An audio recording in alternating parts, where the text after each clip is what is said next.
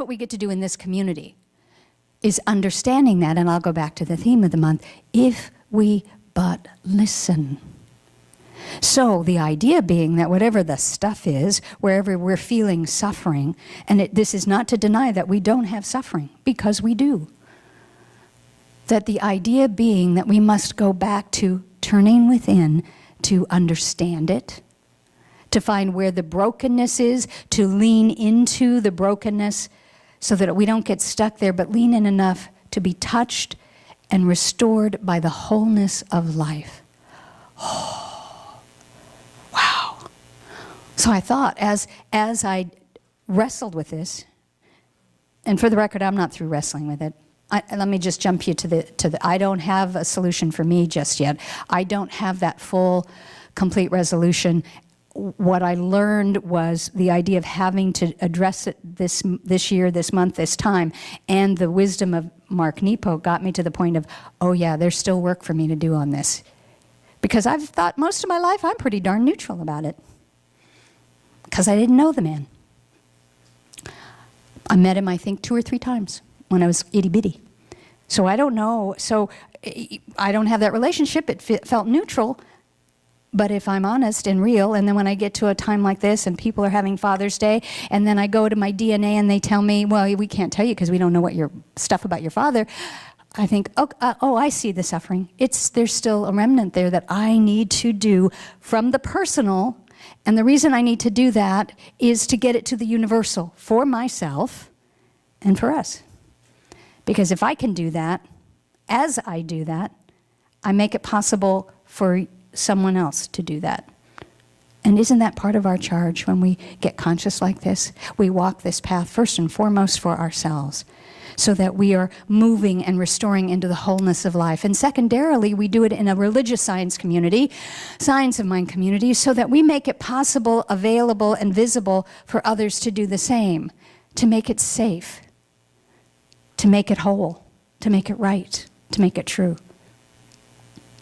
So many of the years I have relied on the idea of, media fathers, television, movie fathers, etc., and or now moving into that father within. And I'm going to throw in some Ernest Holmes because that's my charge. We are a spiritual mind center here. And Dr. Ernest Holmes, the founder of our philosophy, refers to the masculine energy as the assertive principle of being. The assertive principle of being. So I thought about that and I thought, well, the assertive principle of being is that energy that we need to access and engage in order to use what we call the law, capital L law, and to put things into motion, to get that fire into the creative idea, into what we want to see outpictured in the world. We have to have that assertive principle, that strong, clear, confident idea. And when I got that, it was like, yes, I get that. That's the father within. I know how to do that. And then the little voice said, do you? Well, yes, of course I do. Minister of Religious Science, yes, I do. Then the little person went, oh yeah, but remember, that's probably why you were never competitive. That's why you didn't want to do certain things. You never wanted to be assertive. You didn't understand that masculine energy because it was non-existent in my household. We came from a very matriarchal mom, grandma, aunts. There weren't a whole lot of guys in my family, and there weren't a whole lot of male influences. So I didn't learn that. Now, to my credit, by just being alert and alive and awake and doing things, you learn certain things, you know how to do that. But I began to understand for myself, lo, these many years later, why there were certain qualities that I never had or never got strong about. The assertive idea, and I thought, whoa, okay, I'm capable of being that assertive, masculine, if you will, energy when I use the 5 steps of treatment, when I use the principles that we teach, and I engage that principle into the law of mind to outpicture that's what I want, the demonstrations. Well then, yes, I can do that. And yes, there is that balance of my masculine energy and my feminine energy, which is that idea of receptivity, the vision that comes, and the room and the space by which that creative idea gets engaged by my masculine energy into law and out pictures. I can do that. I may not be good at sports, but I can do that. And so I don't doubt that there are men and women in this room who have similar energetics about that, or similar experience by which maybe that masculine energy wasn't there. And on the contrary, there may be some of you, male and female, who have more of that and hadn't looked at the feminine side. So what we get to do, perhaps at least twice a year when we have Mother's Day and Father's Day in a religious science church, is to get a sense of the balance of that, of understanding our yin and our yang, understanding the light and the dark as one, understanding that we are male-female energetics. Why you often hear me when I do a prayer say, Father, Mother, God, because I don't see it separate, and because I have worked a long ways to get to the point that when I think of God, I don't just think of it as Father. Because I was raised, God was the big guy in the sky, robes, beard, white beard, the whole, the wrath of God, the Father. And that and not having a human father may explain why it was like, ooh, Father, I'm not so sure that's a good word. And then you begin to understand the Father within, that principle, that animating life force that created all of us, is all of us. It's who we are right now, that fullness of being, both the masculine and the feminine. And then I can now, it took years, but now I can read any book, any spiritual book, any other book, any poetry. And when I see Father, capitalized F, it's not like, Father, no, it's not the guy in the sky, or, oh, no, it's not the human daddy. It's none of that. It is a term of endearment of which Rocco Errico spoke. It means the beloved. A father speaking to a son. It means the beloved in the Near East, which is where a lot of our mystical teachings come from. So when I think about the Father now, it does not feel separate from me. It does not feel something distant and something that I don't have a grasp on. That Father concept is who I am, as I am, in addition to the mother concept of who I am, as I am, in the wholeness, restoring me to that wholeness of being in life. So in the face of adversity or suffering, we're asked to appreciate life and endear ourselves to it, not by replacing adversity with joy, and not by turning from the difficulties and injustices of living, but by facing them with truth and gratitude for being here anyway. Knowing truth leads to wisdom. Experiencing truth leads to joy. And that's where this all opened up for me. Because I always thought about knowing that that's almost a masculine energy to me, to learn, to read, to get all of that in, to do all that, to understand that wisdom, to get that. That's wisdom, that's wonder, that's learning. And then I take that learning into experience, and it becomes joy, and it's blissful, and I am restored to the wholeness of my being. Once again, there is no separation, there is no duality between the mother, father, out there, around me, or within. I get to do all of that.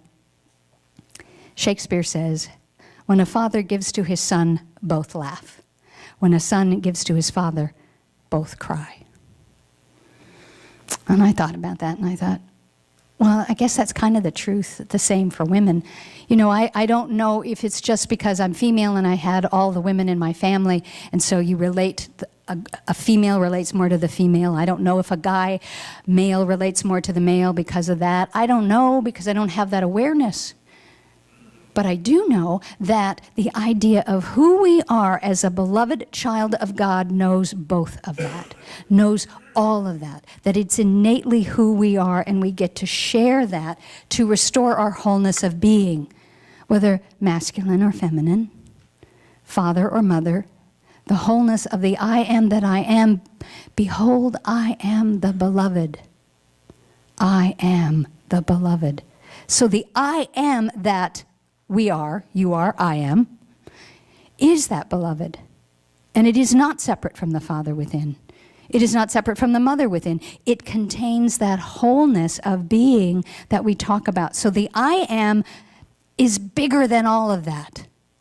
And so what I do and what I continue to do, and as I walk this journey into my genetic interesting history, I continue to know that part of the Father within. So the terms of endearment go beyond just Father, although that is a high term of endearment in the Near East. It goes beyond Daddy or Pops or all of that, or Mom or Mama, Mommy. It goes to who I am. And so the greatest term of endearment that I can say, the strongest prayer that I can say, is simply 2 words. I am. For the I that I am contains all of it and more. The I that I am goes back legions, legacies, decades of family history into the family tree of God. The I am that I am goes forward with me as I move into the future with each new step by being mindful into present time. I am.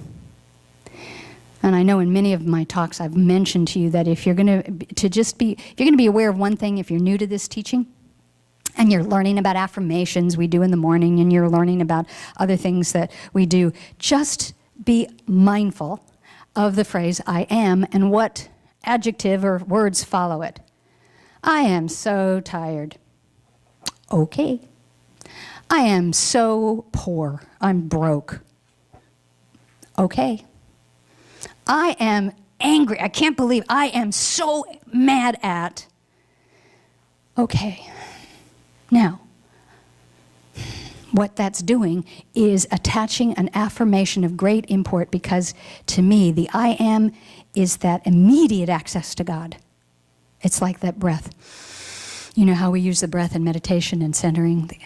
When by saying the words I am, you are with God immediately. And if I am in the presence of God, and I always am, but if I feel like I'm doing that, I don't want to sit there and say, I am angry, I am tired, I don't want to do that. That's not what I want to do. And yes, there are days when I'm going to say, oh, my body feels tired today. This situation really was tough. There is so much anger. There are things I have to heal. But I am being mindful of how I say that, so that I'm not making an affirmation into law using that creative masculine energy to therefore create another experience of anger or limitation or frustration or illness. I am that I am. And if we could begin to wrap around the idea that who we are, our little individuated self of God, really is the I am. This is where we would insert James Earl Jones' voice. I am. It's as close as I can get. If we know that I am is that I am, we would begin to have a different reverence and respect and approach to how we speak and engage, which may be wonderful why these classes in nonviolent communication. Learning how to speak these incredible words, which are tools of transformation, learning how to speak with love, consciousness, mindfulness, attentiveness, being. I am that I am. Breathe. You guys aren't breathing. Am I the only one not breathing? Somehow I am amazed that I'm getting through the talk without like, because that's how I was last night. And this morning I was in meditation. It was like, and I thought, what are you crying about? You don't have anything to cry about. You know, the inner critic voice comes out. Does that ever happen to you? So the inner critic was like, you have nothing to cry about. You got a great life. You're going to go get to talk to these wonderful people on Sunday morning. Yes, but yeah, okay. So I watched my, air quotes, suffering. And I watched it, and I moved through it. I noticed it. I didn't deny myself the fact that there's still some tenderness and unhealed issues about Father, Daddy.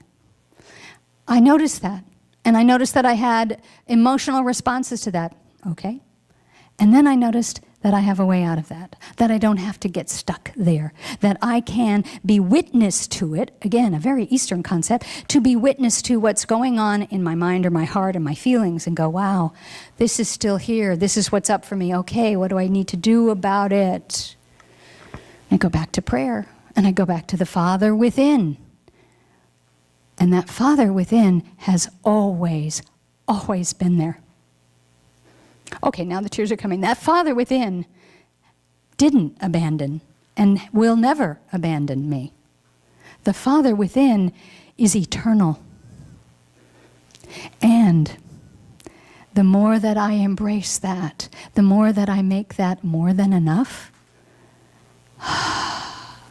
the less that I am stuck, and the sooner I get to that restoration of wholeness of being.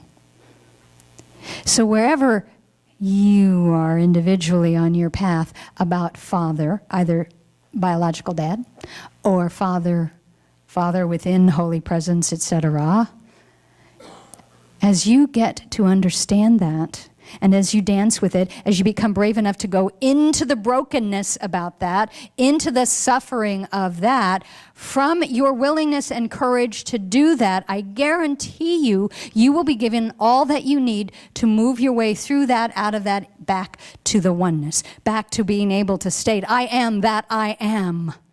I am a child of God. I don't need to know mother or father, sister or brother. I know that I am. And so on a day like today, when we're celebrating Father's Day, we celebrate it in both ways. We may celebrate, honor, or respect our biological fathers, wherever they are. And we honor that Father within each of us, not just if we happen to be in this incarnation in a male body. That we get to honor that concept of who we are in the Father. So what I'd like to do is actually close by reading from the father of our philosophy. And I'd like to have you close your eyes if you're comfortable doing that. I'm going to read today's, I just decided what the heck I would pick up. Ernest Holmes has a 365 Days of Richer Living daily inspiration. So I thought, who knows, you know how it is, you open up a book, and I thought, well, I'll read today's and see what it is. So I'd like to read it as we move into our closing meditation and prayer, please. The title is Importance is the Order of the Day, and he opens with a quote from Ralph Waldo Emerson. Every moment when the individual feels himself invaded by truth is a memorable moment. By the necessity of our constitution, a certain enthusiasm attends the individual's consciousness of that divine presence. Each new day is a new order offering itself to man. In the divine plan, all yesterdays are canceled, and all tomorrows are speculation. This is the day the Lord hath made, and I accept its importance. Sidebar, remember Lord equals law in our teaching. This is the day the Lord hath made, and I accept its importance. None of my affairs are under the verdict of yesterday. Health, peace, and abundance are dependent only on this day. Mine negates the past and affirms the present. God's ideas vitalize and create new vistas of demonstration. I realize the value of this day and refuse to allow it to be dominated by the past or by the future. My God is of the present, and those ideals rule me at this moment. I am invaded by truth, and I welcome its rules in my thinking. No false reports can register their misconceptions in my mind, for God alone thinks in me, and God has righteous judgment. The invasion of truth is welcomed by me, for then I can let go of my own false sense of responsibility. I turn over the affairs of today to a mind, capital M, mind, which knows exactly what to do. All my questions are answered by my inner intelligence. All my fears are dissolved by my inner love. I lift my thought to the one mind in the calm assurance that no mistake can ever be made. God governs me now.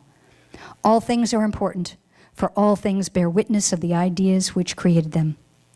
I look at the depths and details of my experience, and I find the divine facing me. God looks at me through every situation, every person, and every feeling. Omnipresent love enfolds me, and omniscience is mine.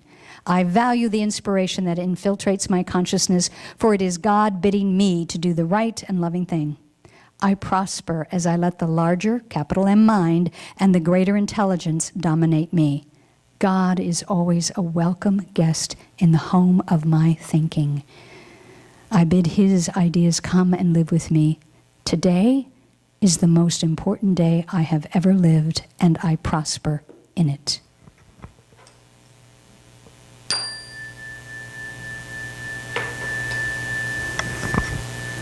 And so as we stay in this stillness with most of our eyes closed, I would like to ask the ministers and practitioners to join me up here just quietly and gently. I do so that you see who they are and know to go to them for prayer if there's a need or a call to that, and after service at our 1 Minute Miracles.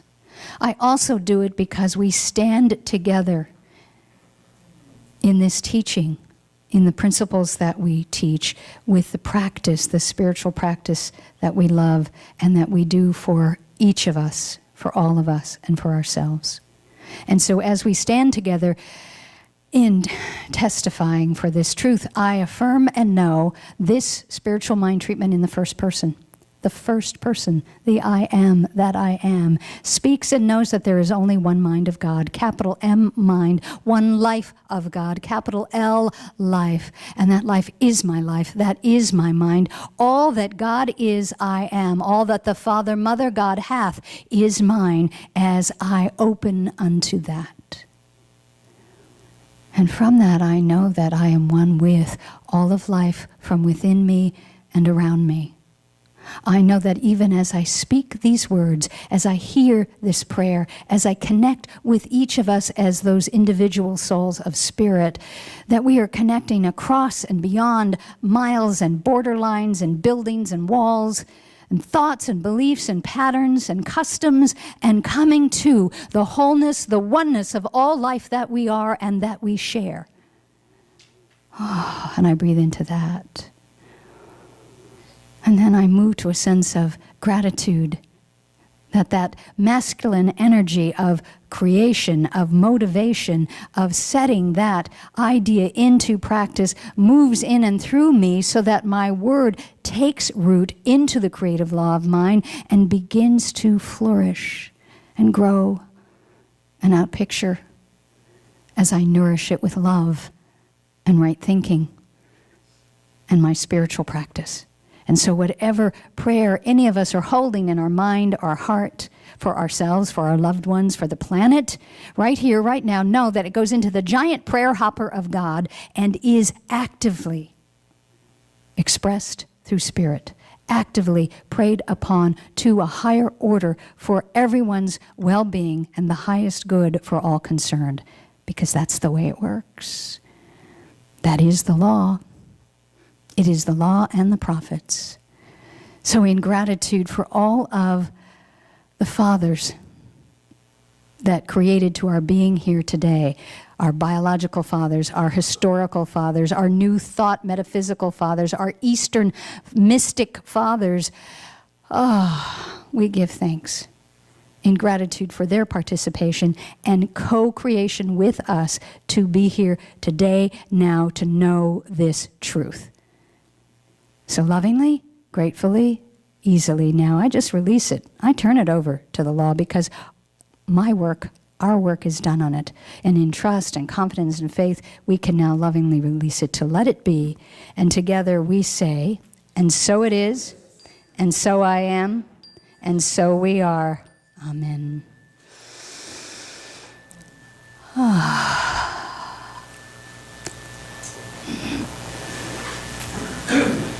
Thank you. So it's at this time that I call back John Burge, because he comes up here as our song leader, and he leads us in a song that we sing. It's our offertory song. It's in your program. Some of you know it. A lot of us sing it. But what we do here, we try and get mindful about what we're doing, and we hold our gift over our heart, whatever the gift is today. It could be your blessing. It could be a tithe. But we get conscious about it so that as the basket comes forth and we contribute our gift, we know we are adding to the abundance and prosperity of the one.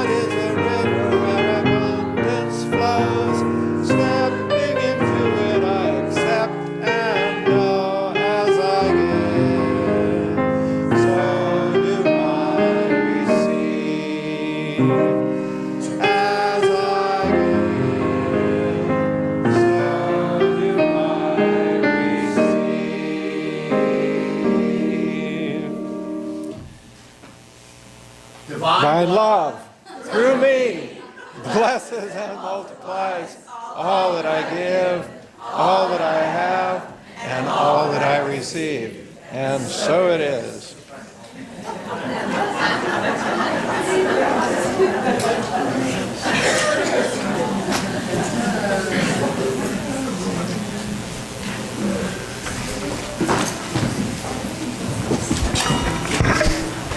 Okay, I said we were about love and relationships today, and this song is not perhaps love. This song is "I Won't Give Up" by Jason Mraz, and if you know the words of the song and listen to the words of the song, probably a conversation you should have with your loved ones. And I remember as a teenager when I knew my dad knew nothing, that he had this conversation with me. All right.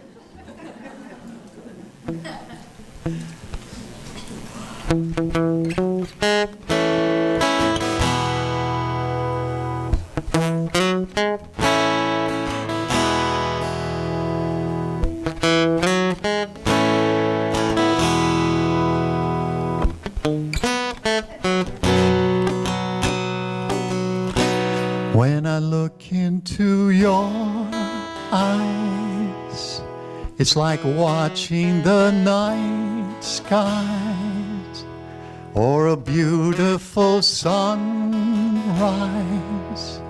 There's so much they hold, and just like them old stars, I see that you've come so far to be right where you are. How old is your soul? Well, I won't give up on us, even if the skies get rough. I'm giving you all my love. I'm still looking up. And when you're needing your space to do some navigating, I'll be here patiently waiting to see what you find. 'Cause even the stars, they burn. Some even fall to the earth. We've got a lot to learn. God knows we're worth it.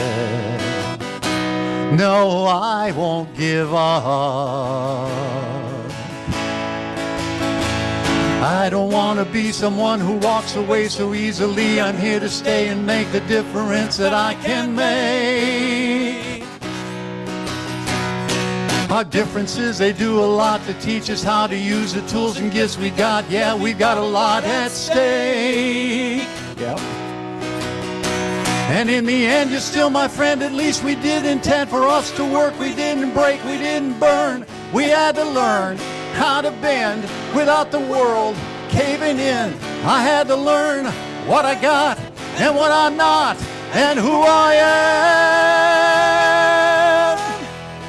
I won't give up on us, even if the skies get rough. I'm giving you all my love. I'm still looking up. I'm still looking up. I won't give up on us. God knows I'm strong enough. We've got a lot to learn, but God knows we're worth it. I won't give up on us, even if the skies get rough.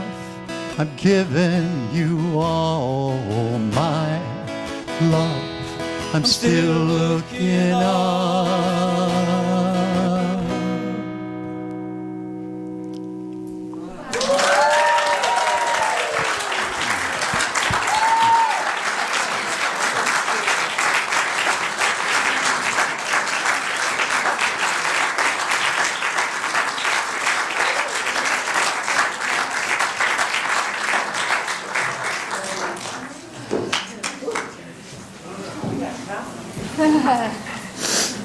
Gee, many Christmas.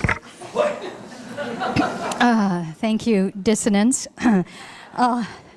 Thank you, Alice and Darren, who, we went to hear last weekend, rocking and rolling and singing and being that wonderful support musically for these guys. And I'm eager to see what you do next.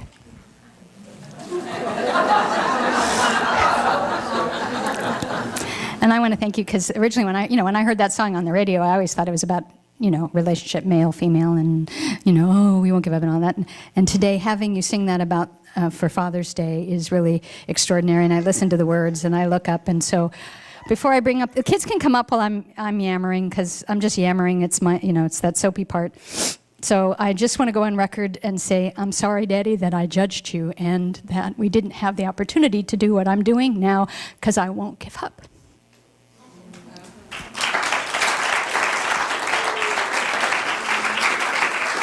Yeah, I know. Come and talk to that lady who's crying. Come on. Why is Reverend Duchess crying? Because she's a silly lady sometimes. Oh, Angela, what do you got? What do you guys got? What did you do? What's up? Who wants to tell me what's going on? What'd you make? Okay, no, you don't want to talk? Do you want to share anything, what you did? No, you don't want to do that.